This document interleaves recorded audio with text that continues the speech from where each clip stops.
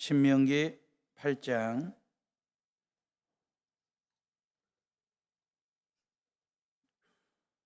1절에서 4절, 가정에서도 성경 찾으시고요.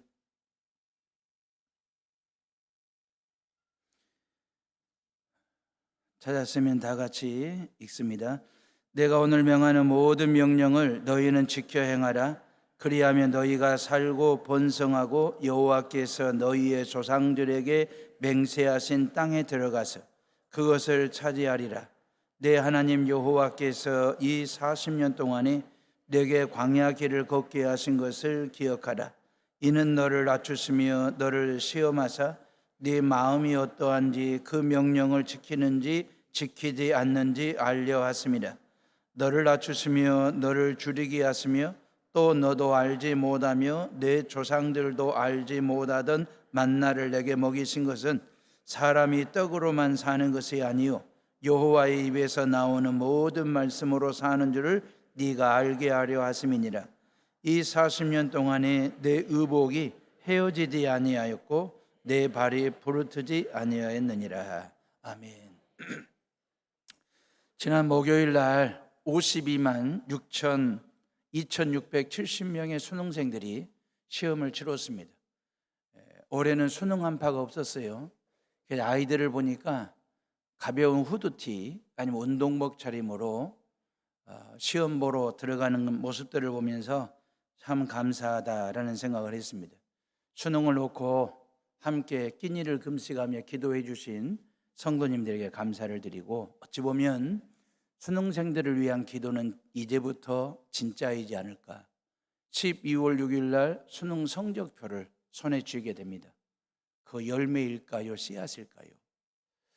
우리는 수능생들이 거두어들인 성과, 열매라고 생각할 수도 있는데, 제가 곰곰이 깊이 묵상 중에 이거 씨앗이구나, 이거 종자와 같은 것이구나 라는 생각을 하나님이 주셨습니다. 어찌 보면 그들이 수고하고 애써 노력했고 학부형들의 뒷바라지, 일선의 선생님들의 가르침, 이게 잘 버무려져 가지고 어떠한 성적을 거두든 손에 쥐어진 성적표는 열매라기보다는 씨앗, 종자 같은 것. 이제 그 점수를 가지고 자기가 가고 싶은 대학, 원하는 과에 지원서를 내는 거잖아요. 다시 말하면 자기를 심는 거예요. 그 대학에다가. 자기라고 하는 존재를 씨앗 뿌리듯 종자를 뿌리듯 그 대학에 뿌려 4년 동안 전공인으로 이제 자기를 키우고 다듬고 성장시키면서 나라와 민족을 위한 어떤 거목, 거인, 거장 되기 위한 훈련, 교육, 그리고 자기와의 싸움, 그러기 위한 토대를 마련한 게 수능 시험의 성적표가 되는 것입니다. 아무쪼록 잘 심고 심기워지고 잘 자라서 여수뿐만 아니라 대한민국을 살리고 그리고 전 세계를 살리는 그러한 영적 아니면 여러 가지 경제적 사회 각 분야의 거목들이 이 여수 땅에서 배출할 수 있도록 여러분들이 지금도 쉼없이 우리 수능생들을 위해서 기도해 주시고, 수능 치른 수험생들, 뒷바라지 하신 학부형들, 가르쳐 주신 선생님들 고맙다고, 감사의 격려의 박수 한번 치겠습니다. 오늘 이 강단에 올려진 다양한 오곡백과들이 있잖아요. 무부터 시작해서 호박으로, 또한 사과, 배, 그 쌀, 다양한 오곡백과들이 열매 되기 전에 이거 원래 씨앗이었거든요. 농부가 밭에 씨앗을 뿌리고 논에 모내기를 했어요. 과수원지기가 과수밭에 어린 묘목을 심어가지고 정성을 다해서 키운 결실, 결과물로 이렇게 열매로 강단에 꾸며지게 됐는데, 이러한 열매를 가지고 우리가 추수감사절을 드리는 이유는 뭡니까? 여기에는 엄청난 농부들과 사람의 수고와 땀 흘림과 애씀과 노력이 있었어요. 때에 따라 눈물까지 쏟아부어 이러한 결실을 거둔 거잖아요. 근데 우리는 나의 노력과 애씀과 수고만 있었던 게 아니고 하나님의 간섭하심, 하나님의 개입하심이 있었다.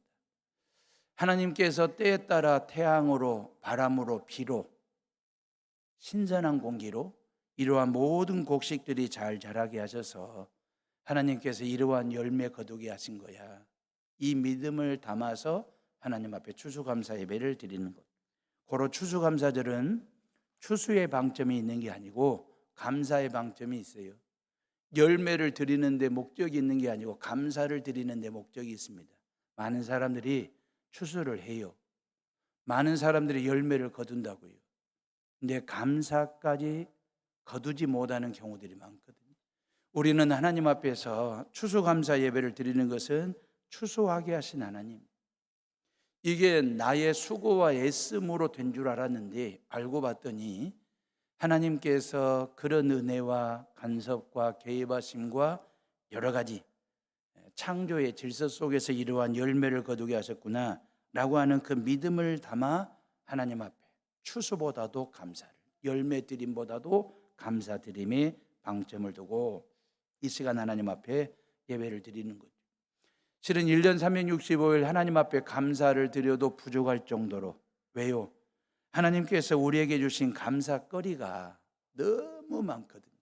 우리가 그걸 모르고 지나쳐서 그러지, 하나씩 하나씩 세리듯이 챙겨놓고 보면 하나님께서 우리로 하여금 넘치는 감사거리를 부어주시고 채워주신 거예요.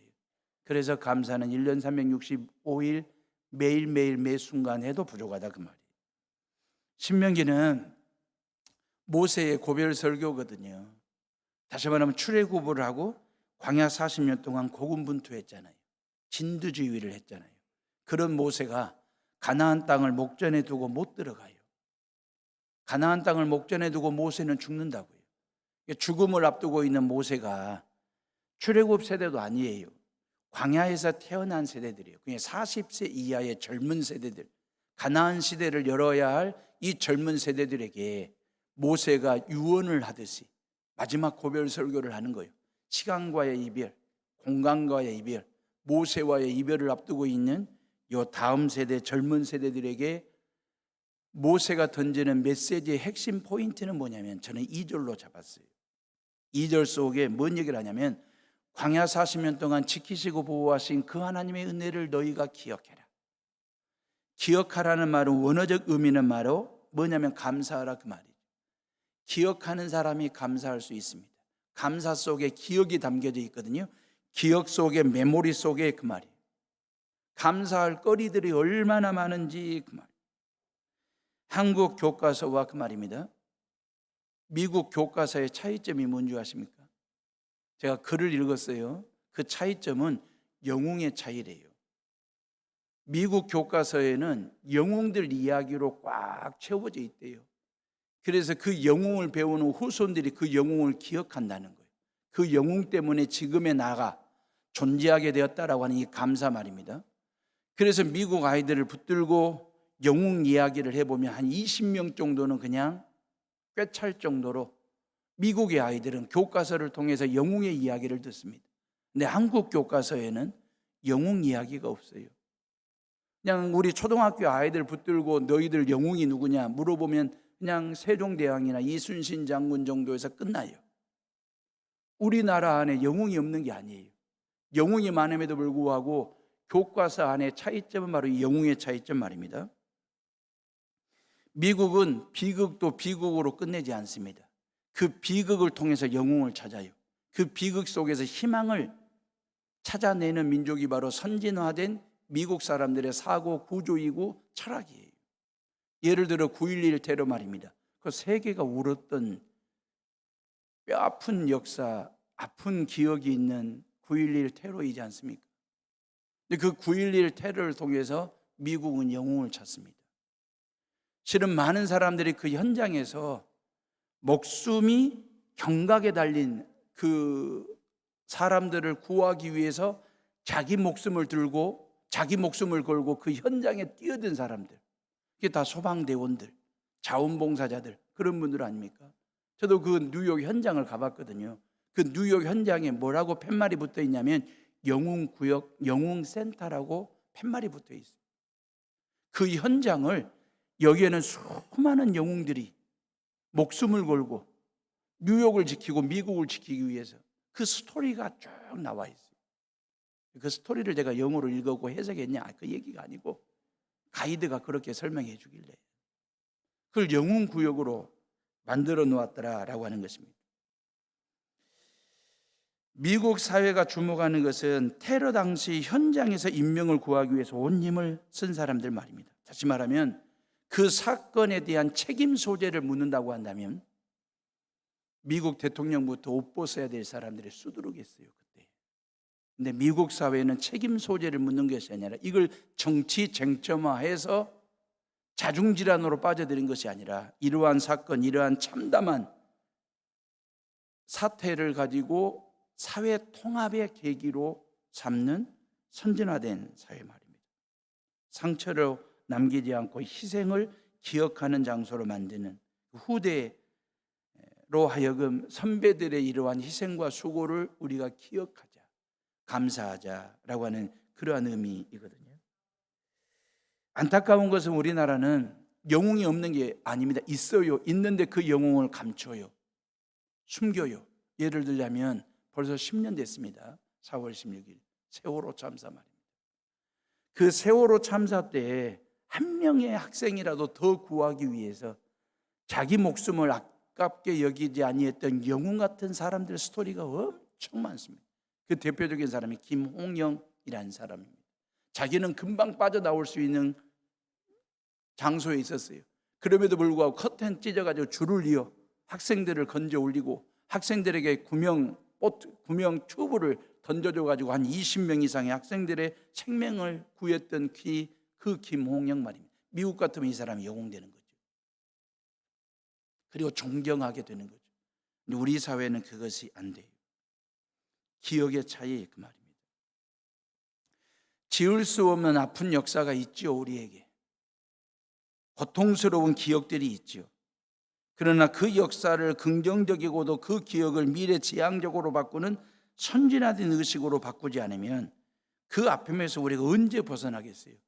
그러니까 대한민국을 아픈 기억으로만 채우는 것이 아니라 감사로 채우는 그런 건강한 대한민국을 만드는 거 말입니다.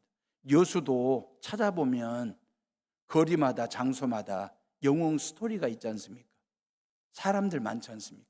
근데 우리는 기껏 광장에 가서 진난관 앞에 있는 이순신 장군 뵙고 올라오는 길에 저 둔도 고거리에서 손양원 목사님의 순교토를 통해서 한 2분 정도만 우리 머릿속에 마음속에 영웅으로 발굴해 보면 너무 많을 텐데, 그래서 여수 시민의 한 사람으로 산다는 것에 대한 긍지와 자부심을 가질 수 있도록 기억하는 것 말입니다.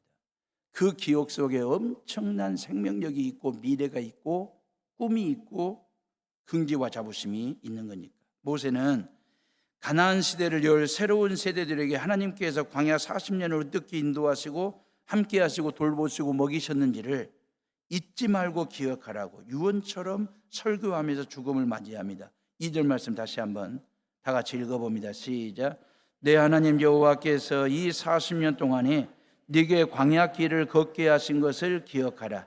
이는 너를 낮추시며 너를 시험하사 네 마음이 어떠한지 그 명령을 지키는지 지키지 않는지 알려 하심이라. 그리고 3절에 너를 낮추시며 그랬어요. 2절과 3절에 반복되는 말이 나와요. 너를 낮추시며 그랬어요. 이게 뭔 의미일까? 그 말이에요. 하나님께서 이스라엘 백성들을 광야로 출애굽을 하여 홍해바다를 건너 광야로 데리고 오신 목적도 낮추시기 위함이래요. 이게 뭔 말일까 하는 얘기예요. 다시 말하면 이스라엘 백성들은 애굽 땅에서 이미 낮아질 만큼 낮아진 자들이었거든요. 노예로 살았으니까 40년도 아니고 400년 동안. 노예는 글자 그대로 완전히 낮아진 진뭉개진 인재들, 바닥을 친 사람들이거든요. 더 이상 낮아질 데 없는 그 애굽 땅에서의 400년 종살이 노예살이를 했는데 그 말이에요. 다시 말하면 애굽이 바로 왕이 이스라엘 백성들을 노예로 삼았다는 말은 애굽 땅에서의 낮아짐은 뭘 의미하냐면 도구로서의 낮아짐을 얘기합니다. 소모품이죠. 글자 그대로 노예는 말입니다. 바로 왕이 애굽 사람들이 써먹고 농사 짓는데 벽돌 굽는 기계로 도구로 소모품으로 써먹고 달아질 대로 달아지고 녹슬 만큼 녹슬어버리면 버릴 수밖에 없는 쓰레기 같은 존재. 이게 애굽 땅에서의 낮아짐의 노예 생활이었거든요. 그런 백성들을 하나님이 홍해바다를 건너 광야로 데리고 왔으면 이 백성들을 높이셔야 되는데 높여주지 아니하시고 광야에서도 여전히 낮추시겠다는 거예요. 의미가 뭘까 그 말이에요. 애굽 땅의 낮아짐과 광야에서의 낮아짐이 차이가 있지 않겠어요? 미국 교과서와 한국 교과서의 차이점이 있는 것처럼 그 낮아짐의 차이가 뭐냐면 애굽 땅에서의 낮아짐은 도구로 쓰기 위한 겁니다. 소모품일 뿐입니다. 쓰레기 같은 존재로 쓰는 것입니다. 쓰다가 닳아지고 녹슬면 버려지는 존재, 이게 애굽 땅에서의 낮아짐이에요. 근데 광야에서 하나님이 낮추시겠다는 말은 도구가 아니라 존재로 쓰겠다는 것입니다. 하나님의 형상을 회복된 존재, 하나님의 자녀됨의 권세를 회복한 존재로, 하나님의 생명과 하나님의 복을 받을 수 있는 그런 존재로 하나님께서 광야에서 내가 너희들을 낮은 자로 겸손한 자로 하나님이 만드시고 세우시고 다듬으시겠다는 거예요. 애굽 땅에서의 낮아짐은 도구였습니다. 소모품이었습니다. 광야에서의 낮아짐, 하나님이 낮추시는 이유는 내가 너희들을 고귀한 존재로, 그 말이야, 아주 귀한 존재로. 그래서 당신 아들 예수의 피값까지 매겨 예수 짜리로 만들어내겠다는 그 낮아짐의 존재. 그러면서 소모품이 아니라 작품으로, 걸작품으로 내가 너희들을 그렇게 쓰시겠다라고 하는 그 차이 말입니다. 애굽에서의 낮아짐은 노예일 뿐이었지 않습니까? 그런데 광야에서의 낮아짐은 하나님의 작품으로, 걸작품으로 쓰시겠다라고 하시는 하나님의 손길이 닿는 그 인생으로, 그 말입니다. 역사, 구원의 역사의 수레바퀴를 내가 너희들을 통해서 다시 굴리도록 존재론적인 어떤 거듭남의 변화, 도구가 아닌 존재로, 소모품이 아니라 작품으로 세우시겠다라고 하는 거예요. 그래서 모세는 그런 하나님의 은혜를 기억하라고, 감사하라고 유언처럼 설교하는 거예요. 사랑하는 해오름의 식구들이에요. 우리가 하나님께 추수감사제를 드리는 이유는 지난 1년 동안 하나님께서 우리를 도구로 쓰셨다면, 소모품으로 쓰셨다면, 교회 부흥의 도구로 아니면 소모품으로 우리를 쓰셨다면 저부터 감사가 안 될 것 같아요. 그런데 우리 하나님은 지난 1년 동안 한 번도 우리를 도구로, 소모품으로 쓰지 아니하시고 우리를 정말 귀한 존재로, 보물 같은 존재로, 보배로운 존재로, 보기만 해도 아깝다 할 정도로 그런 하나님의 형상 입은 예수의 보혈의 핏뿌림이 있는 구원받은 백성으로 하나님이 우리를 그렇게 쓰셨어요. 하나님은 그러신 분이에요. 그래서 하나님께 감사를 드리는 거예요. 다만 욕심 많은 교만한 제가 혹여나 임목사 목회 잘한다는 소리를 듣고 싶은 욕심이, 해오른 교회는 부흥하고 있는 교회라는 칭찬 소리 듣고 싶은 욕심에 혹여나 제가 여러분들을 도구로 썼다면, 이 교회를 도구화했다면, 저 개인의 영달을 위해서 도구화로 했다면 저를 타박하셔야 돼요. 여러분들 혼내셔야 돼요. 나를 존재로 쓰신 하나님께는 감사로 드리시고, 여러분들을 혹시나 제가 도구로 썼다면 여러분들은 저를 혼내셔야 돼요. 우리 여수시장이신 우리 해오른교회 정기명 집사님 말입니다. 오늘도 2부 예배를 드리시고 가셨거든요. 항상 2부 예배를 드리시고 3부 예배 11시 예배 때는 이미 돌산 지역, 섬과 그리고 소라 화양면 지역 농촌교회를 다 방문했어요. 11시 예배 때. 지금은 시내에 있는 조그마한 개척교회, 상가교회들을 방문하여 교인들과 함께 예배도 드리고 민원도 듣고 그런 시간을 갖습니다. 근데 꼭 인사말 할 때 뭐라고 인사하면 저는 해오른교회 정기명 집사입니다. 그렇게 인사를 하신다는 거예요. 그렇게 인사하고 이제 끝나고 나면 교회에서 교회밥 드실 때마다 교인들이 와, 해오른교회 다니세요? 해오른교회는 참 좋은 교회예요. 그렇게 호의적인 반응을 보일 때 참 힘이 된다는 거예요.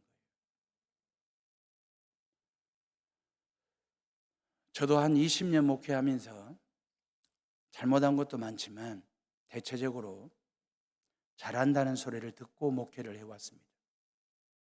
그래서 아주 위험한 목사입니다. 여러분들이 잘 지켜보셔야 돼요. 앞으로가 더 중요하죠.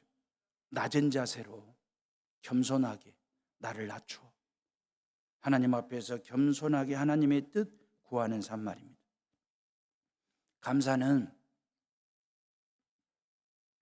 자신을 낮추는 사람이 하는 것이고, 은혜는 낮은 것으로 홀로 들어오게 되어 있습니다. 많은 사람들이 감사하기보다는 감사받고 싶어 하죠. 그러려면 자기를 낮은 곳에 두면 안 된다. 내가 높은 곳에 올라가야 된다. 늘 자기가 높은 사람이라고 생각해. 높은 사람이라고 생각하니까 감사하는 사람이 아니라 감사를 받아야 될 존재라고 생각해. 그리고 남을 도구화하는 거예요. 소모품으로 쓰려고 하는 거예요. 아주 위험한 것입니다. 누구를 만나든 어떤 일을 하든 그 말입니다. 상대방을 대할 때 도구화하지 마시고 소모품으로 대하지 마시고 정말 하나님의 사랑이 매겨진 존재로, 그리고 정말 걸작품 같은 작품으로 대하는 저와 여러분들 되시기를 주님의 이름으로 축원합니다. 자, 그 다음에 애굽과 광야에서의 낮아짐의 차이점이 뭐냐면 이런 거죠.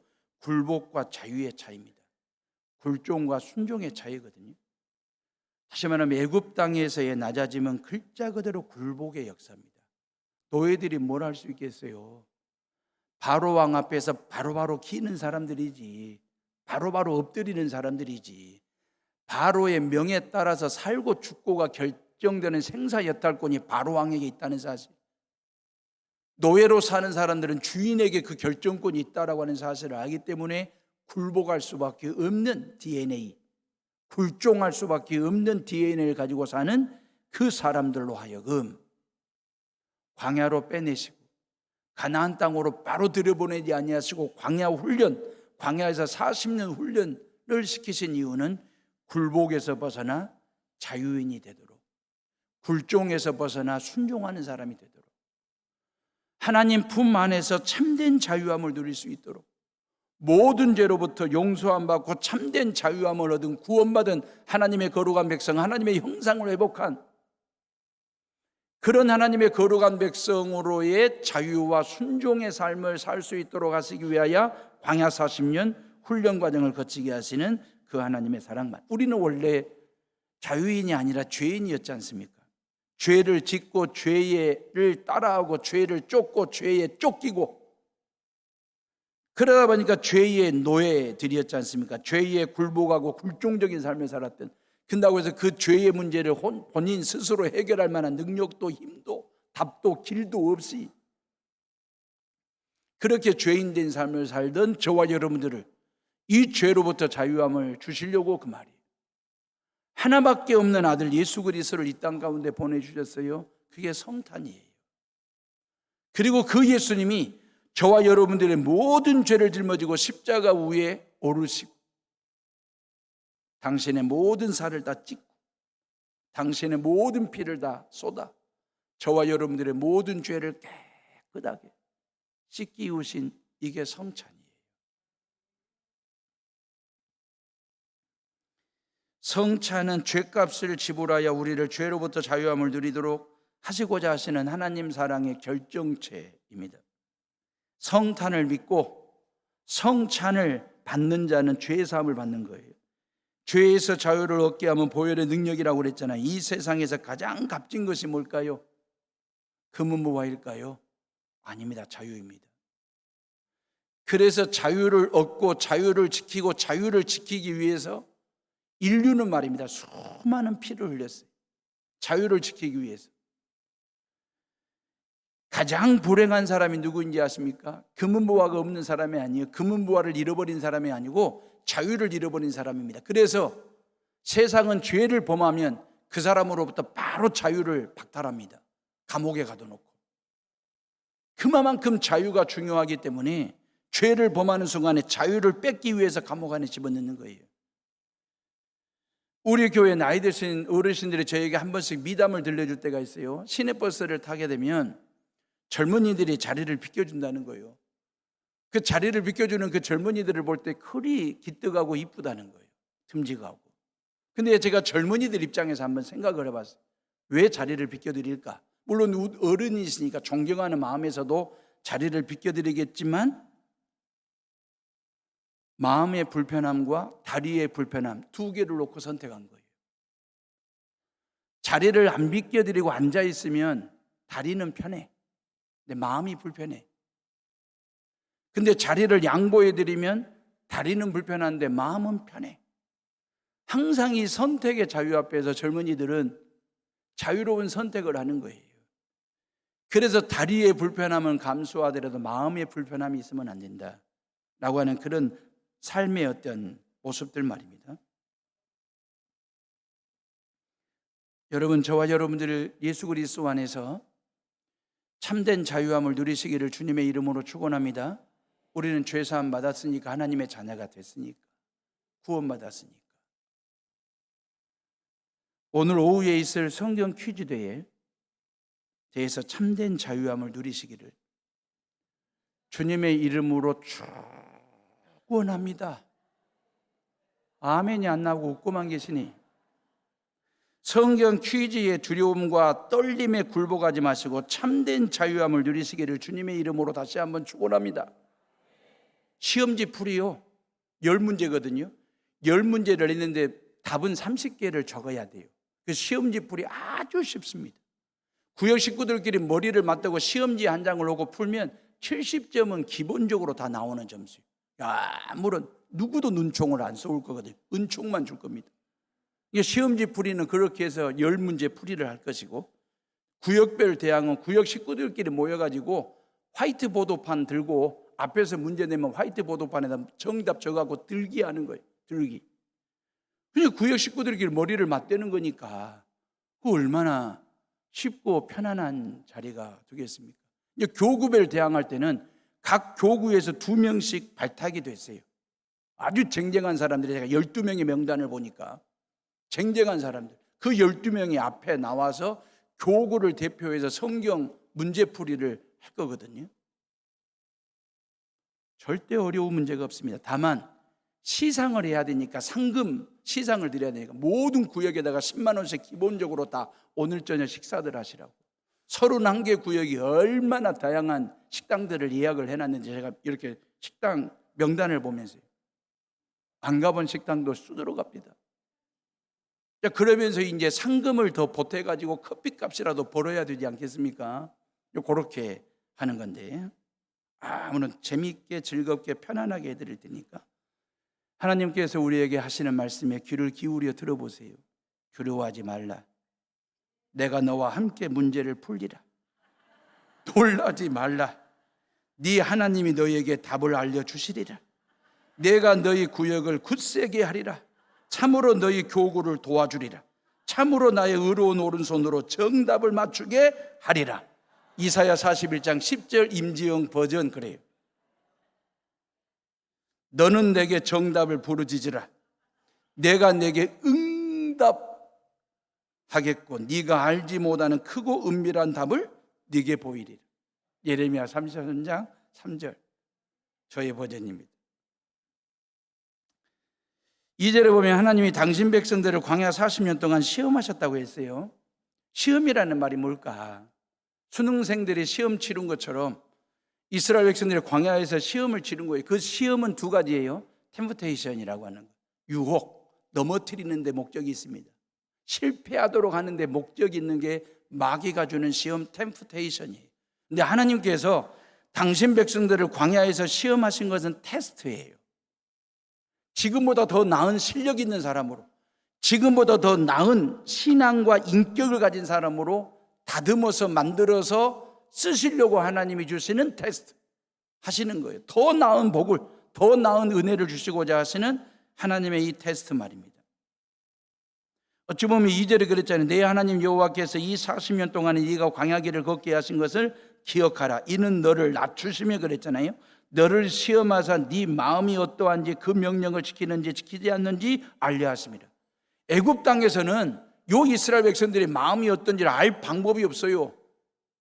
이 성탄과 성찬에 대한 신앙이 뭔지를 알 방법이 없어요. 말씀에 대하여 순종하는지 안 하는지 알 방법이 없어요. 왜?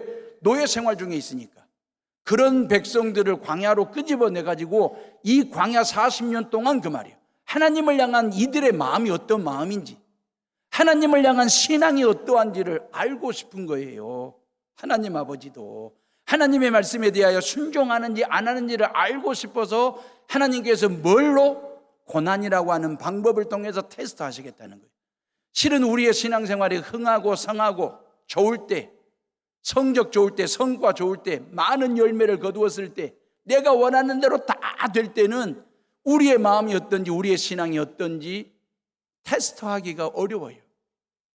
근데 고난 중에 있을 때, 고통 중에 있을 때, 질병 중에 있을 때, 실패, 눈물, 아픔, 견딜 수 없는 억장이 무너지는 순간, 그 순간을 통해서 하나님은 우리의 신앙이 어떤지, 우리의 마음이 어떤지, 말씀에 대한 순종이 있는지 없는지를 테스트해 보시겠다는 거예요.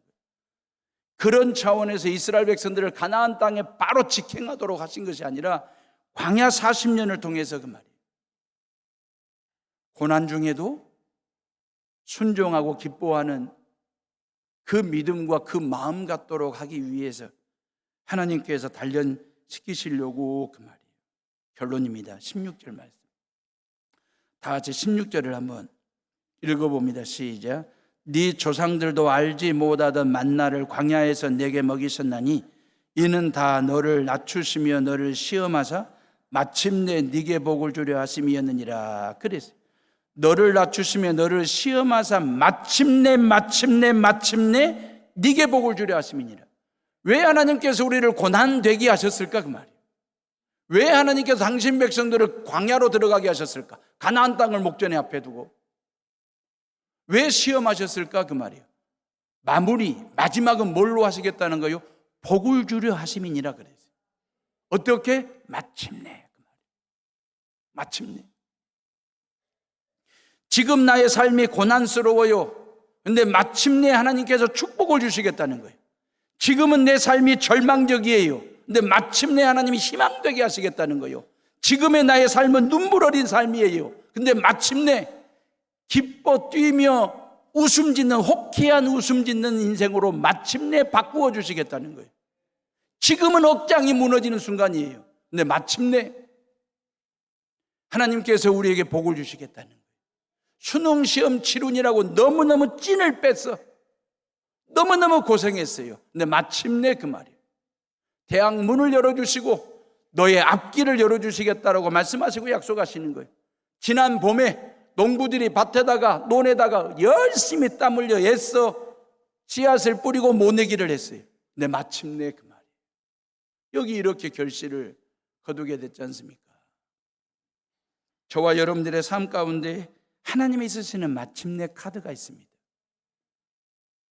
여러분들의 인생 속에 마침내 카드를 꽂을 때에 이 마침내 카드를 통하여 절망이 희망이 되고 질병이 치유가 되고 아픔이 회복이 되고 답답함이 뻥 뚫리는 역사가 일어날 수 있도록 여러분들이 적절하게 그때그때마다 마침내 카드를 쓰시는 그 하나님 앞에서 감사 또 감사하며 살아가는 그 하나님의 은혜와 사랑을 늘 기억하여 감사 올려드리는 저와 여러분들 되시기를 주님의 이름으로 축원합니다. 우리 이 시간 다 같이 조용히 묵상하며 기도합니다.